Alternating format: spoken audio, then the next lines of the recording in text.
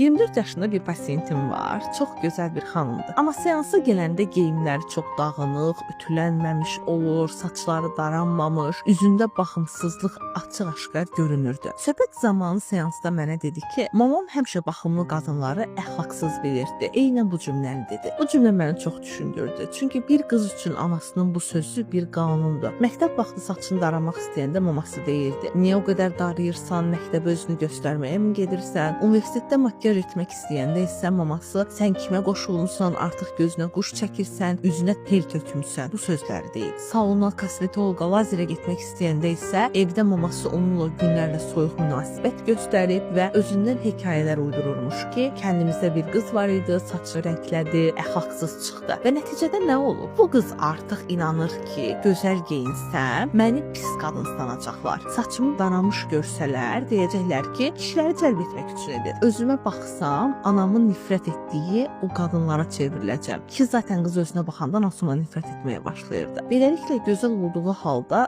öz qadınlığını o qədər gizlədirdi ki, özünə baxmağı günah bilirdi. Güzgüyə baxanda dəyərini, xanım xatınlığını yox, anasının qoyduğu damğaları görürdü. Mənim təcrübəmə görə qadınların böyük hissəsi özünə baxmır, tənbəldir deyə yox. Uşaqlıqda qadın olmaqdan o qədər utanıblar ki, ana baxımlı qadın bərabərdir, əxlaqsız deyibsə, qız gözəlliyindən utanır, qadınlığını gizlədir. Unutmayın, özünə baxan qadın əxlaqsız deyil, özünə hörmət edən qadındır. Özünə hörmət etməyən qadınsa nə ailəsini, nə də həyatını sağlam qura bilir.